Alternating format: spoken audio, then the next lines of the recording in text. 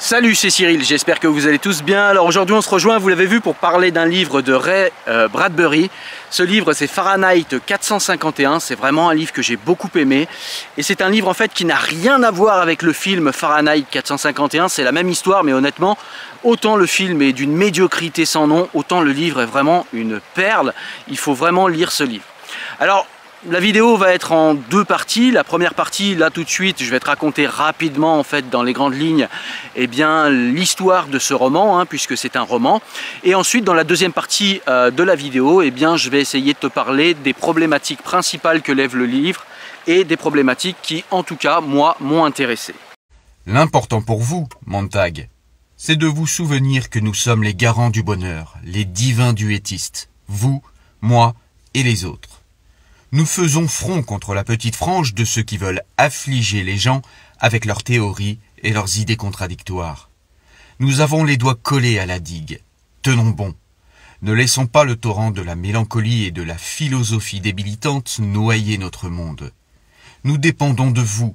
Je ne crois pas que vous vous rendiez compte de votre importance pour la préservation du bonheur qui règne en notre monde. Alors, l'histoire du livre, c'est tout simplement un pompier. Donc on est dans une société orwellienne où tout est sous contrôle. Et il y a des pompiers, mais les pompiers dans cette société, en fait, ne sont plus des gens qui éteignent le feu parce que toutes les maisons sont ignifugées et donc protégées contre le feu. Donc il n'y a plus d'incendie, en fait.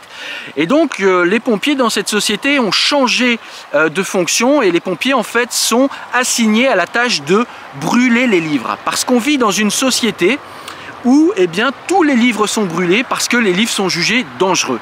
Si vous ne voulez pas que la maison soit construite, cachez les clous et le bois. Si vous ne voulez pas qu'un homme se rende malheureux avec la politique, n'allez pas lui casser la tête en lui proposant 2 points de vue sur une question. Proposez-lui-en un seul. Mieux encore, ne lui en proposez aucun. Qu'il oublie jusqu'à l'existence de la guerre.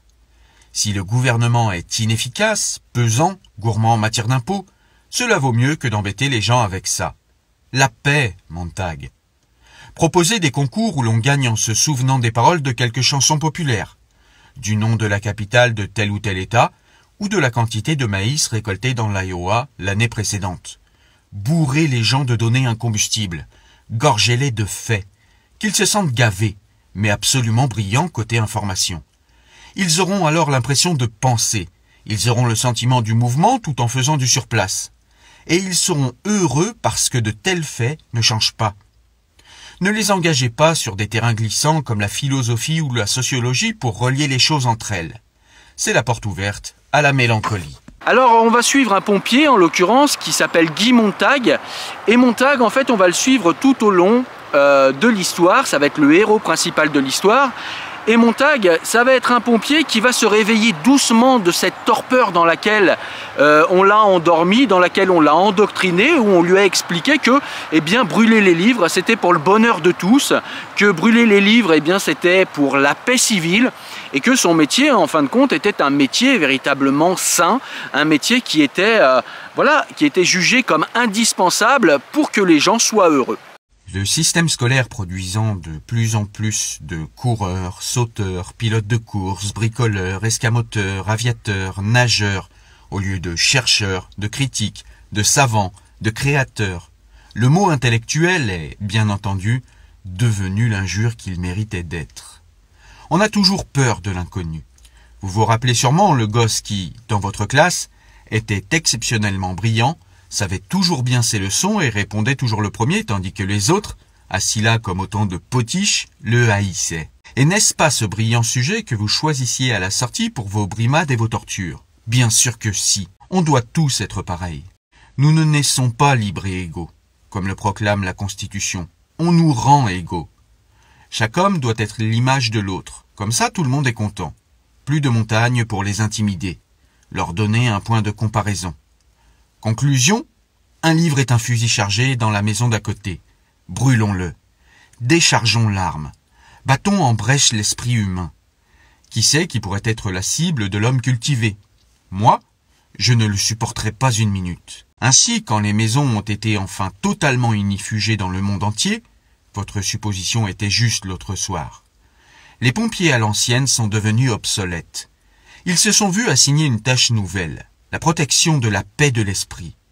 Ils sont devenus le centre de notre crainte aussi compréhensible que légitime d'être inférieurs, censeurs, juges et bourreaux officiels. Voilà ce que vous êtes, Montag, et voilà ce que je suis. Alors ça c'est le début de l'histoire, et puis finalement on va voir que Montag il commence à parler à des gens. Finalement ça va commencer à allumer quelques alertes dans sa tête, mais il y a véritablement un point, en tout cas une action qui va déclencher véritablement quelque chose en lui. C'est tout simplement qu'un soir eh bien, ils doivent partir justement en mission. Et donc dans cette mission, eh bien, ils doivent brûler des livres comme d'habitude. Sauf qu'à l'habitude, quand ils brûlent des livres, eh bien, la police est passée avant eux. La police a arrêté les gens qui détenaient des livres parce qu'il est interdit de détenir et de lire des livres. Et donc habituellement, eh bien, les pompiers arrivent, il n'y a plus personne, ils n'ont plus qu'à brûler les livres et ils rentrent chez eux. Donc Montag, en fait, il a l'impression de faire du mal à personne. Mais un soir, en fait, eh bien, il y a une femme en fait qui reste et la police n'est pas passée et la femme ne veut absolument pas sortir et les pompiers la préviennent, lui disent bon écoutez il va falloir sortir maintenant madame parce que sinon on va vous brûler avec les livres, avec vos livres. Et la dame dit non non moi je veux pas sortir, brûlez-moi avec mes livres, je préfère ne pas vivre, etc. Et donc Montag va essayer de dire à la dame allez sortez, venez avec moi, mais le chef de caserne de Montag va finalement mettre le feu à la maison et la personne va brûler dedans. Et du coup ça a beaucoup fait réfléchir Montag qui va se dire mais qu'est-ce qu'il peut y avoir dans ces livres? Parce que lui il a toujours connu ça, il n'a jamais lu de livres, il s'est jamais posé de questions. Mais il va se dire mais qu'est-ce qu'il y a donc dans ces livres que des gens décident de mourir avec ces livres, que des gens préfèrent qu'on les brûle avec leurs livres plutôt que de vivre? Et donc ça va susciter de l'intérêt en lui. La scolarité était écourtée, la discipline se relâche, la philosophie, l'histoire, les langues sont abandonnées, l'anglais et l'orthographe de plus en plus négligés, et finalement presque ignorés. On vit dans l'immédiat, seul le travail compte. Le plaisir, c'est pour après. Pourquoi apprendre quoi que ce soit quand il suffit d'appuyer sur des boutons, de faire fonctionner des commutateurs, de serrer des vis et des écrous? Et puis Montag, après ce fameux épisode en fait de la personne qui a été brûlée avec ses livres, eh bien il va décider de rester chez lui et de demander en fait une journée de repos au chef de la caserne. Mais le chef de la caserne qui lui est un vieux briscard hein, qui sait ce qui se passe, qui a deviné que Montag avait un problème, eh bien va aller chez Montag et va lui expliquer en gros eh bien, pourquoi les pompiers font ce qu'ils font. Il va lui expliquer qu'en gros la philosophie était toujours en train de se contredire. Il y a un philosophe qui dit une chose, un autre philosophe dit autre chose.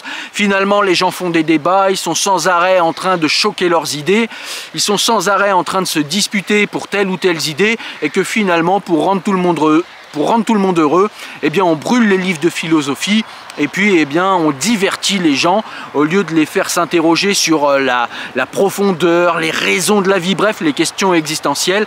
Eh bien on va leur placer chez eux des écrans à la place des livres, des radios et toute cette électronique en fait vise à divertir parce que dans ce monde-là, divertir c'est rendre heureux et donc il ne faut pas s'interroger, il ne faut pas réfléchir.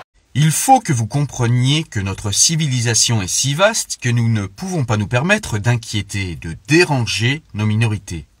Posez-vous la question, qu'est-ce que nous désirons par-dessus tout dans ce pays? Les gens veulent être heureux, d'accord? N'avez-vous pas entendu cette chanson toute votre vie? Je veux être heureux, disent les gens. Eh bien, ne le sont-ils pas? Ne veillons-nous pas à ce qu'ils soient toujours en mouvement, à ce qu'ils aient des distractions? Nous ne vivons que pour ça, non? Pour le plaisir, l'excitation. Et vous devez admettre que notre culture nous fournit tout ça à foison. Les Noirs n'aiment pas Little Black Sambo?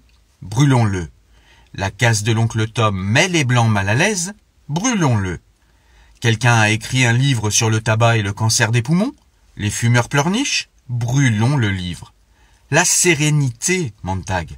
La paix, Montag. À la porte, les querelles, ou mieux encore, dans l'incinérateur. Les enterrements sont tristes et païens, éliminons-les également. 5 minutes après sa mort, une personne est en route vers la grande cheminée. Les incinérateurs desservis par hélicoptère dans tout le pays. 10 minutes après sa mort, l'homme n'est plus qu'un grain de poussière noire. N'épiloguons pas sur les individus à coups de mémoriam. Oublions-les, brûlons tout. Le feu est clair, le feu est propre. Et donc Montag, eh bien, lui, il va commencer à se poser des questions existentielles. À côté de ça, on voit que Montag, il vit avec une femme qui s'appelle Mildred, et cette femme-là, en fait, eh bien, il s'aperçoit que elle est malheureuse, c'est-à-dire qu'elle se divertit, elle fait tout ce que la société ordonne, elle ne lit pas de livres, elle ne doute jamais, mais finalement ça va pas, il lui manque quelque chose, il lui manque une dimension dans sa vie, et donc elle prend des cachets, et puis elle se divertit de plus en plus pour éviter de penser à son mal-être. On voit même qu'elle fait ce qu'on pourrait appeler une tentative de suicide à un moment, bon voilà. Et Montag rencontre un vieil homme qui lui explique en fait en quoi les livres sont un trésor, en quoi les livres sont quelque chose d'indispensable et en quoi les livres sont beaucoup mieux que les écrans. Il y a une vraie critique en fait des écrans qui dans le livre, parce que le livre a été écrit dans les années 50 et les écrans en fait à cette époque-là ils les imaginaient sur les murs. Mais en vérité aujourd'hui on pourrait adapter cette critique aux smartphones, aux tablettes, dans le sens où le vieil homme du roman dit que eh bien, les écrans en fait nous amènent tout de suite à des conclusions. La radio aussi nous amène tout de suite à des conclusions sur tel ou tel fait ou sur telle ou telle connaissance, et en fait on n'a pas le temps d'appliquer notre esprit critique comme on pourrait le faire avec un livre, parce qu'un livre on peut le fermer, on peut s'arrêter de lire, on peut réfléchir, on peut critiquer, bref, un livre, il y a une temporalité différente en fait des écrans. À présent, prenons les minorités dans notre civilisation. D'accord ? Plus la population est grande, plus les minorités sont nombreuses. N'allons surtout pas marcher sur les pieds des amis des chiens, amis des chats, docteurs, avocats, commerçants, patrons, mormons, baptistes, unitariens, chinois de la seconde génération, suédois, italiens, allemands, texans, habitants de Brooklyn, irlandais, natifs de l'Oregon ou de Mexico. Les personnages de tels livres, tels dramatiques, telles séries télévisées n'entretiennent aucune ressemblance intentionnelle avec des peintres, cartographes, mécaniciens existants. Plus vaste est le marché, Montag, moins vous tenez aux controverses. Souvenez-vous de ça. Souvenez-vous de toutes les minorités, aussi minimes soient-elles, qui doivent garder le nombril propre. Auteurs pleins de pensées mauvaises, bloquez vos machines à écrire. Ils l'ont fait. Les magazines sont devenus un aimable salmigondi de tapioca à la vanille. Les livres, à en croire ces fichus snobs de critiques, n'étaient que de l'eau de vaisselle. Pas étonnant que les livres aient cessé de se vendre, disait-il. Mais le public, sachant ce qu'il voulait, tout à la joie de virevolter, a laissé survivre les bandes dessinées et les revues érotiques en 3 dimensions, naturellement. Et voilà, Montag, tout ça n'est pas venu d'en haut. Il n'y a pas eu de décret, de déclaration, de censure au départ. Non, la technologie, l'exploitation de la masse, la pression des minorités, et le tour était joué. Dieu merci. Aujourd'hui, grâce à eux, vous pouvez vivre constamment dans le bonheur, vous avez le droit de lire des bandes dessinées, les bonnes vieilles confessions ou les revues économiques. Les livres délivrent de la connaissance, alors que les écrans, les smartphones, les tablettes, dans le livre, les écrans qui sont sur les murs, ne délivrent que des informations ou du divertissement. Il n'y a pas besoin de brûler les livres pour détruire une culture, juste de faire en sorte que les gens arrêtent de les lire. Voilà donc pour le livre. Ensuite Montag eh bien, va être chassé par sa société, parce que finalement eh bien, le chef de la caserne de pompiers va voir que c'est un dissident, Montag, et donc du coup Montag va devoir se sauver, parce que sinon eh bien, ils vont le tuer tout simplement. Et il rejoint en fait des gens qui vivent à l'écart des villes et qui sont des anciens intellectuels, d'anciens chercheurs, et ce sont des gens en fait qui décident de ne pas avoir de livres et de retenir les livres de tête à l'intérieur d'eux. Et il y a pas mal de points qui sont intéressants à la fin du livre, parce qu'ils nous disent que c'est pas parce qu'ils lisent qu'ils doivent se sentir supérieurs, c'est pas parce qu'ils retiennent des livres par cœur qu'ils doivent se sentir supérieurs. Simplement les livres eh bien, sont la profondeur de l'humanité, et en fait eux ils se disent qu'ils doivent être les garants des connaissances qu'il y a dans ces livres pour pouvoir en fait restituer ces connaissances eh bien, quand les gens demanderont à nouveau eh bien, à connaître ces livres, parce que on voit aussi dans le livre que ce n'est pas véritablement en fait de manière vraiment comment dire, c'est pas une autorité en fait qui décide que eh bien, personne ne doit lire. C'est-à-dire que c'est un petit peu la masse qui s'est détournée des livres, en fait la masse de cette société qui s'est détournée des livres et qui s'est mis petit à petit à utiliser son temps pour aller de plus en plus dans l'amusement et dans le divertissement, et ne plus jamais aller véritablement dans le chemin, l'odyssée de la connaissance. Ça n'intéressait plus les gens, parce que parfois la connaissance et la lucidité peuvent rendre parfois malheureux, même si ça rend toujours lucide et libre. La connaissance, les livres, c'est un plaisir, mais c'est un plaisir difficile. Et les gens préfèrent en fait aller vers des plaisirs beaucoup plus immédiats, beaucoup plus faciles, beaucoup plus accessibles au final. Et c'est ça qui est levé comme problématique dans le livre, et c'est ça que j'ai beaucoup aimé. Le chef de la caserne explique, je vous l'ai dit, en quoi la philosophie se contredit et provoque des débats néfastes qui rendent les gens évidemment malheureux. Et évidemment, eh bien, quand on cherche à rendre les gens absolument et impérativement heureux, c'est véritablement plus complexe que ça. Et c'est aussi ce que nous démontre ce livre, et c'est ce que j'ai beaucoup aimé. Petit aparté, il y a un moment dans le livre où Montag, le héros du livre, va parler en fait avec les amis de sa femme. Et donc les amis de Mildred, eh bien, sont comme Mildred, c'est-à-dire que ce sont des personnes superficielles, des personnes qui sont sans arrêt dans le divertissement, comme la totalité de la population de cette société. Et du coup, Montag essaye de faire réagir ces femmes-là, et sa femme à lui, en leur parlant de politique et en leur disant « mais pourquoi vous votez pour ces gens? Quelles ont été les raisons qui ont fait que vous avez voté pour tel ou tel président plutôt qu'un autre ?» Et là, j'ai trouvé ça très intéressant parce que ce qu'ont répondu ces femmes m'a fait penser à l'élection d'Emmanuel Macron, en tout cas au moins la première. C'est-à-dire que les femmes ont répondu qu'elles ont voté pour lui parce qu'il était élégant, ils ont voté pour le président le plus élégant, le plus beau. L'autre, on ne pouvait pas voter pour lui, il avait l'air tellement moche. Et à aucun moment, en fait, ces femmes ne s'intéressent aux idées politiques qui sont développées et à la complexité du système politique qui est présenté. Non, elles ont simplement voté sur des futilités comme les futilités auxquelles elles sont habituées tout au long de leur vie. Et je trouve ça en fait très moderne, et trouver ce genre de critique dans un livre qui est si ancien, eh ben j'ai trouvé ça vraiment très intéressant. Montag, je voulais dire, rencontre un vieillard qui lui dit que voilà, lui il lit des livres mais c'est un lâche, il n'ose pas trop se battre contre le système, chose que Montag lui va faire, il va se battre contre le système, il va tenir tête à son chef, il va mettre un peu de temps pour le faire, mais il va quand même tenir tête au système. Et véritablement, on va voir que c'est pas forcément toujours la meilleure façon de faire, de tenir tête au système. Parfois, il faut simplement rester à l'écart, rester avec ses idées, être un dissident, mais juste au niveau des idées et de sa tête, et attendre que le monde soit prêt à recevoir ce qu'on porte en nous, eh bien pour à nouveau l'apporter à l'humanité. Et là, en l'occurrence, on parle des livres, on parle de toutes les œuvres, que ce soit de la poésie, de la philosophie, de la littérature, au sens noble du terme. Eh bien, parfois, il faut garder tout cela caché et attendre que les gens le réclament pour leur donner. Il me paraît important de vous dire que le livre ne propose pas en fait d'options ou de possibilités de sortie de ce système totalitaire en tant que lutte pour délivrer les autres ou pour délivrer les gens. Au contraire, ce qui est prôné dans ce livre, c'est tout simplement de vivre à l'écart de la société si nous ne sommes pas à l'aise avec cette société et si elle met en avant le divertissement, si elle met en avant les plaisirs faciles et hédonistes, et si nous avons des questions existentielles, des questions un peu plus profondes, des questions spirituelles, et que nous souhaitons vivre avec lucidité et liberté plutôt que vivre asservis par le divertissement, eh bien, laissons les gens vivre comme ils le souhaitent, et très souvent, il va y avoir des cycles, et dans ces cycles, il va arriver un moment où les gens, après une grande guerre, après une pandémie, après une famine, bref, après une grande catastrophe, eh bien l'humanité va avoir besoin d'un supplément d'âme que l'on trouve dans ces livres, que ce soit la poésie, que ce soit